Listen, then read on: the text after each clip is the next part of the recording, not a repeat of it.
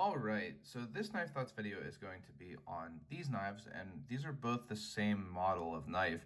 So really it's about this model, and this is the Barlow from the new Ryder Denim Micarta series. So I'll show you the one that I got first here, and it comes in a nice magnetic box like a lot of Rough Riders do, with a cutout for the knife and the Rough Rider brand symbol there. And this is the first one that I got. I actually got this in person at Smoky Mountain Knife Works when I stopped in, and didn't really get the chance to look at it as closely as I probably would have. I have a whole video on my experience going to Smoky Mountain Knife Works, so you can check that out if you are interested. But it's a really cool looking knife. I really like this Denim Micarta. It looks really good. I like that it doesn't have a shield. I do wish that they used this reverse R design on the bolster rather than this design. It's the same design that they use on the sous chef. I think would look really good on these Barlow bolsters. But it still looks really good, and it is carbon steel. And when I got it home, I actually didn't look at it for a couple days once I got it home, and I realized, one, it's a little hard to get at that main blade. But two, and this is something that I'm sure a lot of people will think is, petty of me to have called them about, but I did call Smoky Mountain Knife Works about the fact that it has pitting on the blade there. And I know that it might, I don't know how well you can see that it is pitting, but it really is.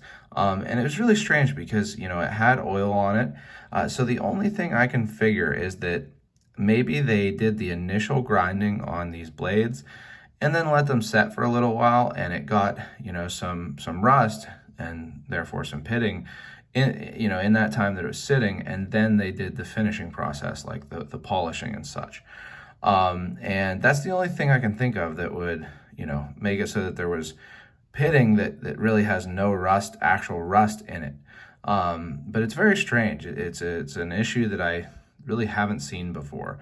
So I did call them, and they said, that they'd be happy to send another one, which was really good service. I mean, generally, and, definitely through phone and email, I have always gotten good service from Smoky Mountain Knife Works, and particularly on Rough Rider knives. Never had an issue at all with their service, except for in person, which again, you can, watch my video on that. I think it was just a fluke. Everybody can have a bad day. But the point here is that I've always had good service over the phone on Rough Riders. They definitely back the knives with a good warranty, as they claim. So they did send another one here, and I'll show you that. This does have a half stop. It's not super snappy to the half stop from full open. As you can see, there's a little bit of slop there.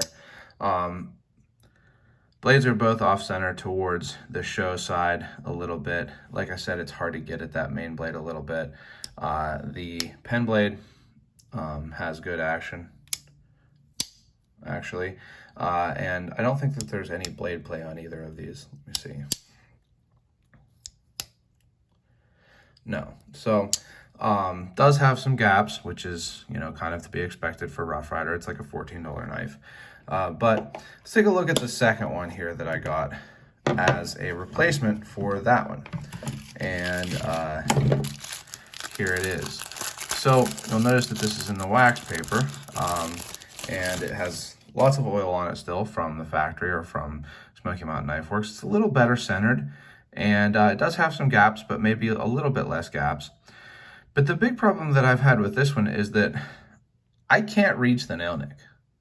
That main blade, I just cannot reach that nail nick. If I had longer nails, I mean, I can get down in there if I really try, but if it's just difficult, like I'm not going to be able to, effectively get that knife open for, a user knife as a knife that I carry and use. And I don't know why. I guess it's American style to have the pen blade in front of the main blade. I really don't like it. I really prefer to have the pen blade on a jackknife behind the main blade, because then you can access it without it, covering up the main blade nail nick. I really wish that they would either do it that way or not have the pen blade at all. I think that this would be a really cool knife as a single blade. But as it stands, I just really can't get at that. I mean, I really have to drive, like, I'm not even sure. Yeah, I got it there, but it's difficult to get at that nail nick to the point that, I don't really intend to carry and use this. I've thought about maybe sending it to someone to have that pen blade taken out, but, then it's going to cost much more than the price of the knife. So I don't really know what I'm going to do with it. It's just one of those things where it's a little bit of a disappointment because this Denim Micarta is so good looking. I might try one of the other knives in the series, but I'm not 100% sure.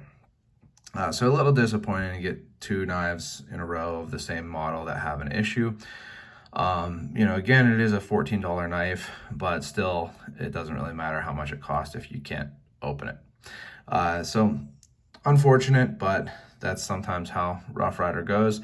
Again, I think all of it would be fixed, at least on this knife, if they either didn't put the pen blade at all or they put it behind the main blade.